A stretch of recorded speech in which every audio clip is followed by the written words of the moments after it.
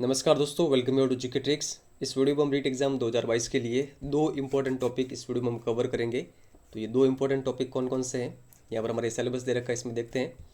देखिए, जो यूनिट है हमारी पृथ्वी और हमारा पर्यावरण, इस यूनिट के अंतर्गत ये दो टॉपिक हैं, अक्षांश और देशांतर, इसके अलावा पृथ्वी की गतियाँ। वैसे तो ये तीन टॉपिक हो गए, अक्षांश अलग, देशांतर अलग और पृथ्वी की गतियाँ। तो इन टॉपिक को हम आज कवर करने वाले हैं केवल इस एक वीडियो के माध्यम से। मोस्ट इंपॉर्टेंट टॉपिक है, एनसीईआरटी 6 क्लास के अंतर्गत जो फैक्ट दे रखे हैं वो हम इस वीडियो के अंतर्गत कवर करेंगे। हमारे सिलेबस के अंतर्गत देखिए, सबसे नीचे यहाँ पर ये दे रखा है, यहाँ पर आप देख सकते हैं कि जितने भी ये क्वेश्चन बनेंगे, ये बनेंगे जो वर्तमान में पाठ्यक्रम चल रहा है 2021-22 का, इन्हीं पुस्तकों से आपके क्वेश्चन बनेंगे। तो इन्हीं पुस्तकों का मैटर मैं आपको यहाँ पर प्रोवाइड करा रहा हूँ। तो शुरुआत करते हैं। यहाँ पर एनसीईआरटी 6 क्लास की बुक में चैप्टर नंबर 2 से, जिसका नाम है ग्लोब, अक्षांश एवं देशांतर। तो यहाँ पर हमारा फर्स्ट क्वेश्चन दे रखा है, विषुवत वृत्त से ध्रुव तक स्थित सभी समांतर वृत्तों को किस नाम से जाना जाता है।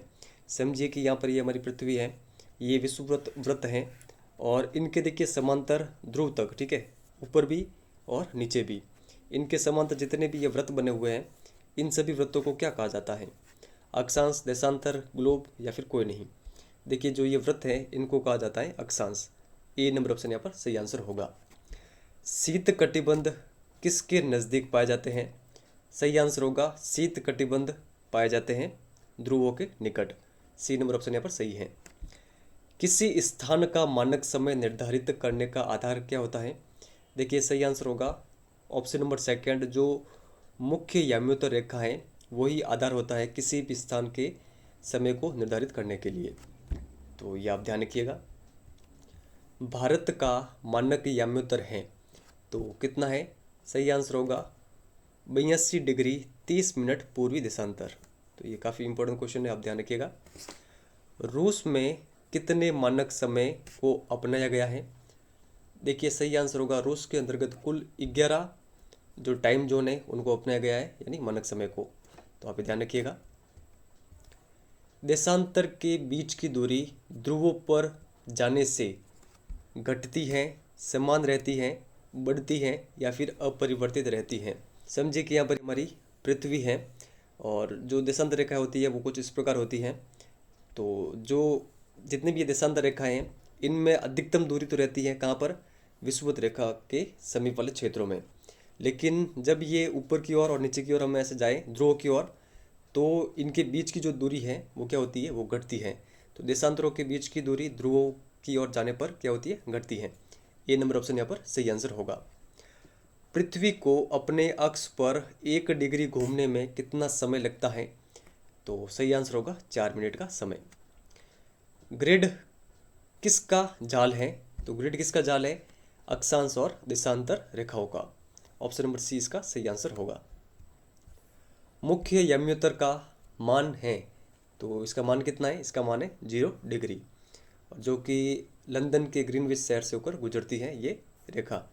तो आप ध्यान रखिएगा। निम्न में से कौन सा कथन सही है वो यहाँ पर हमें बताना है। तो देखते हैं, मुख्य याम्योत्तर तथा 180 डिग्री याम्योत्तर मिलकर पृथ्वी को समान भागों पूर्वी गोलार्ध व पश्चिमी गोलार्ध में विभक्त करती है। 180 डिग्री पूर्व और 180 डिग्री पश्चिम याम्योत्तर एक ही रेखा पर स्थित हैं। दोनों कथन सही है या फिर कोई नहीं। देखिए, इसका सही आंसर होगा ऑप्शन नंबर सी, ऊपर के दोनों ये कथन सही है। तो ये दोनों फैक्ट आप ध्यान रखिएगा। विषुवत वृत्त से दूर जाने पर अक्षांशों का आकार बढ़ता है, घटता है, अपरिवर्तित रहता है, कोई नहीं।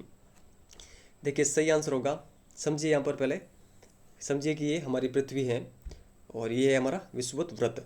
अब यहाँ पर क्वेश्चन में क्या कह रहे हैं, विषुवत वृत्त से दूर जाने पर, यानी विषुवत वृत्त से ऊपर और नीचे दोनों ओर की साइड में जाने पर जो अक्षांशों का आकार है उसमें क्या परिवर्तन होता है। तो देखिए, अक्षांशों का जो आकार है वो छोटा होता है, यानी घटता है। तो सही आंसर क्या होगा, ऑप्शन नंबर बी। कर्क रेखा और मकर रेखा के बीच के क्षेत्र को कहा जाता है। तो देखिए, इस क्षेत्र को कहा जाता है उष्ण कटिबंधीय क्षेत्र। ए नंबर ऑप्शन यहाँ पर सही आंसर होगा। कर्क रेखा से उत्तरी ध्रुव वृत्त तक का क्षेत्र क्या कहलाता है। तो देखिए ये क्षेत्र कहलाता है शीतोष्ण कटिबंधीय क्षेत्र। उत्तरी ध्रुव वृत्त से उत्तरी ध्रुव तक का क्षेत्र क्या कहलाता है? तो ये कहलाता है शीत कटिबंध।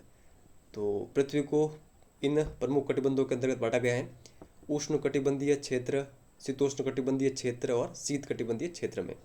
तो आप ध्यान रखिएगा, किस कटिबंध में सूर्य वर्ष में एक बार दोपहर में सिर के ठीक ऊपर होता है? देखिए मोस्ट इंपोर्टेंट क्वेश्चन है, सही आंसर होगा उष्ण कटिबंधीय क्षेत्र में। टोंगा द्वीप किस महासागर में स्थित है? तो देखिए सही आंसर होगा, ये स्थित है प्रशांत महासागर के अंतर्गत। ए नंबर ऑप्शन यहाँ पर सही आंसर होगा। मॉरिशस द्वीप किस महासागर में स्थित है? तो ये स्थित है हिंद महासागर के अंतर्गत। देशांतर रेखाएं होती हैं, अर्धवृत्त, पूर्णवृत्त, आयताकार, कोई नहीं। देखिए समझिए कि ये हमारी पृथ्वी है, पृथ्वी पर जितनी भी देखिए जो अक्षांश रेखाएं हैं वो है पूर्णवृत्त, यानी ये पूरा वृत्त बनाती है ये रेखाएं। लेकिन जो देशांतर रेखाएं वो होती है अर्धवृत्त, जो कि उत्तरी ध्रुव से निकलकर दक्षिणी ध्रुव पर खत्म हो जाती है, इस प्रकार। ठीक है, तो आप ध्यान रखिएगा। ध्रुव पर दो देशांतरों की मध्य दूरी होती है, तो कितनी होती है? तो देखिए सही आंसर होगा 0। यहाँ पर बात कर रहे हैं ध्रुवों पर दो देशांतरों के मध्य की जो दूरी होती है वो होती है 0। और इन दोनों के मध्य सबसे अधिक दूरी कहाँ पर होती है? दो देशांतरों के मध्य सबसे अधिक दूरी होती है यहाँ पर विषुवत वृत्त पर, लगभग 111 किलोमीटर। कौन सा कथन गलत है वो यहाँ पर हमें बताना है। सभी देशांतर रेखाओं की लंबाई समान होती है, सभी अक्षांश रेखाओं की लंबाई समान होती है, अक्षांश रेखाएं पूर्ण वृत्त होती हैं, ग्रीनविच रेखा को प्रधान याम्योत्तर रेखा माना गया है। देखिए यहाँ पर जो गलत कथन है वो है ऑप्शन नंबर 2। देखिए जो सभी अक्षांश रेखाएं उनकी लंबाई समान नहीं होती हैं। देखिए ये हमारी पृथ्वी, ये है विषुवत वृत्त यानी विषुवत रेखा। ठीक है, तो ये जो अक्षांश रेखा है विषुवत वृत्त वाली, ये सबसे अधिक लंबी है। इसके बाद में जैसे जैसे हम ऊपर जाएंगे इनकी लंबाई कम होती जाएगी, तो आप ध्यान रखिएगा। तो यहाँ पर हमारे चैप्टर नंबर 2 जिसका नाम था ग्लोब, अक्षांश एवं देशांतर, इनके क्वेश्चन हमने देख लिए हैं। बुक में जितने भी फैक्ट थे वो सभी मैंने आपके सामने रखे हैं। अब देखिए चैप्टर नंबर 3 जिसका नाम पृथ्वी की गतियाँ, इनके भी क्वेश्चन देख लेते हैं। हमारे यहाँ पर फर्स्ट क्वेश्चन है, पृथ्वी का अपने अक्ष पर घूमना क्या कहलाता है? देखिए अपसौर और उपसौर तो होगा नहीं, परिक्रमण भी होगा नहीं। पृथ्वी का अपने ही अक्ष पर घूमना कहलाता है परिभ्रमण। पृथ्वी का सूर्य के चारों ओर एक स्थिर कक्षा में गति करना क्या कहलाता है? तो देखिए ये कहलाता है परिक्रमण। तो आप ध्यान रखिएगा, पृथ्वी का अपने अक्ष पर घूमना तो परिभ्रमण कहलाता है, जिसे घूर्णन कहते हैं। और परिक्रमण क्या है? जो सूर्य है, सूर्य के चारों ओर चक्कर लगाना पृथ्वी का, यह है परिक्रमण। पृथ्वी का अक्ष अपने कक्षा तल पर बने लंब से कितना डिग्री झुका हुआ है? तो देखिए ये झुका हुआ है 23.5 डिग्री। पृथ्वी का अक्ष उसके कक्षीय सतह से कितना कोण बनाता है? तो ये कितने का कोण बनाता है? देखिए बनाता है 66.5 डिग्री। तो आप ध्यान रखिएगा, बी नंबर ऑप्शन यहाँ पर सही आंसर होगा। ग्लोब का वह वृत्त जो दिन रात को विभाजित करता है क्या कहलाता है? तो देखिए जो ग्लोब का ये वृत्त है ये कहलाता है प्रदीप्ति वृत्त, जो कि दिन रात को विभाजित करता है। पृथ्वी पर दिन रात बनना पृथ्वी की किस गति से होता है? तो देखिए ये होता है परिभ्रमण के कारण। ऋतु परिवर्तन पृथ्वी की किस गति के कारण होता है? तो देखिए ऋतु में जो परिवर्तन होते हैं, यानी कभी ग्रीष्म ऋतु कभी शरद ऋतु, तो ये सभी होते हैं परिक्रमण के कारण। तो अभी ध्यान रखिएगा, परिक्रमण। और एक मेन इसका जो कारण हो सकता है वो है पृथ्वी का जो अक्षीय झुकाव है, इसके कारण। एक लीप वर्ष में दिनों की संख्या कितनी होती है? तो कितनी होती है? 366। 21 जून को सूर्य की किरण किस रेखा पर सीधी पड़ती है? देखिए 21 जून को सूर्य की जो किरण है वो सीधी पड़ती है कर्क रेखा पर। ऑप्शन नंबर 20 का सही आंसर होगा। निम्न में से गर्मी में क्रिसमस का पर्व कहाँ पर मनाया जाता है? तो देखिए ये मनाया जाता है ऑस्ट्रेलिया के अंतर्गत। विषुव के संदर्भ में सही कथन कौन सा है वो हमें बताना है। इस अवस्था में सूर्य की किरणें विषुवत वृत्त पर सीधी पड़ती हैं। कोई भी ध्रुव सूर्य की ओर नहीं झुका होता है। इस दिन पूरी पृथ्वी पर दिन और रात बराबर होते हैं, या फिर सभी। देखिए सही आंसर होगा विषुव के संबंध में तीनों कथन सही हैं, तो आप ये ध्यान रखिएगा। आगे यहाँ पर देखते हैं, उत्तरी गोलार्ध में सबसे लंबा दिन तथा सबसे छोटी रात कब होती है। देखिए करेक्ट आंसर होगा ऑप्शन नंबर बी, 21 जून को। तो आप ध्यान रखिएगा 21 जून को उत्तरी गोलार्ध में सबसे लंबा दिन और सबसे छोटी रातें होती हैं। 21 जून के इस दिन को उत्तरी अयनांत के नाम से भी जाना जाता है। इसी दिन दक्षिणी गोलार्ध में सबसे छोटा दिन और सबसे लंबी रातें होती हैं।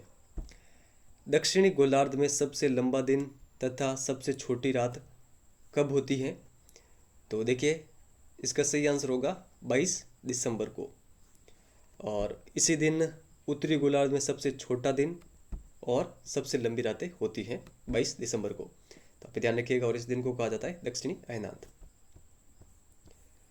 सूर्य की किरणें विषुवत वृत्त पर कब, यहाँ पर ये सीधी होगा, सीधी पड़ती हैं। देखिए सही आंसर होगा ऑप्शन नंबर थर्ड, 21 मार्च और 23 सितंबर को सूर्य की किरणें विषुवत वृत्त पर सीधी पड़ती हैं। तो आप ध्यान रखिएगा। ध्रुव पर दिन रात की अवधि 6 महीने की होती है, क्योंकि पृथ्वी अपने अक्ष पर झुकी हुई है। पृथ्वी के परिक्रमण गति के कारण दोनों, या फिर कोई नहीं। देखिए सही आंसर होगा पृथ्वी का अक्षीय झुकाव और पृथ्वी की जो परिक्रमण गति है, इन दोनों के कारण ध्रुवों पर दिन रातों की जो अवधि होती है वो 6 महीने की होती है। तो आप ध्यान रखिएगा। आगे यहाँ पर देखते हैं, पृथ्वी अपनी कक्षा में घूमते हुए सूर्य के चारों ओर एक चक्कर कितने दिन में पूरा करती है। ऑप्शन नंबर ए, 365 दिनों के अंतर्गत। तो आप ध्यान रखिएगा। आगे यहाँ पर देखते हैं, दिन और रात की अवधि वर्ष में परिवर्तित होती रहती है, क्योंकि, तो इसका भी मेन कारण है पृथ्वी का अक्षीय झुकाव और पृथ्वी की परिक्रमण गति, दोनों इसका सही आंसर होगा।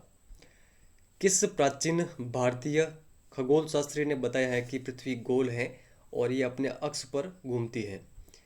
तो सही आंसर होगा यहाँ पर ऑप्शन नंबर फर्स्ट, आर्यभट्ट के द्वारा। सामान्यतः एक वर्ष को कितनी ऋतुओं में बांटा जाता है। गर्मी, सर्दी, बसंत और शरद। तो आप ध्यान रखिएगा। उत्तरी गोलार्ध में शरद ऋतु तथा दक्षिणी गोलार्ध में बसंत ऋतु कब होती है। तो इसका सही आंसर होगा ऑप्शन नंबर सी, 23 सितंबर को। और ये हमारा अंतिम प्रश्न है, उत्तरी गोलार्ध में बसंत ऋतु तथा दक्षिणी गोलार्ध में शरद ऋतु कब होती है। तो इसका सही आंसर होगा 21 मार्च को। तो आप ध्यान रखिएगा। देखिए जितने भी इंपॉर्टेंट फैक्ट थे इन चैप्टरों के अंतर्गत, ये सभी मैंने आपके सामने रखे हैं। अगर ये वीडियो आपको हेल्पफुल लगा हो तो लाइक शेयर जरूर करिएगा। और देखिए आपसे भी थोड़ी सी रिक्वेस्ट रहेगी कि ये वीडियोस बनाने में मुझे काफ़ी समय लगता है और टाइम भी थोड़ा बहुत ख़राब हो रहा है, लेकिन आपसे रिक्वेस्ट रहेगी कि आप थोड़ा सा सपोर्ट करेंगे तो हमें भी मोटिवेशन मिलता है कि आप हमें सपोर्ट कर रहे हैं तो हम भी आपके लिए ये मैटर लेके आएँ।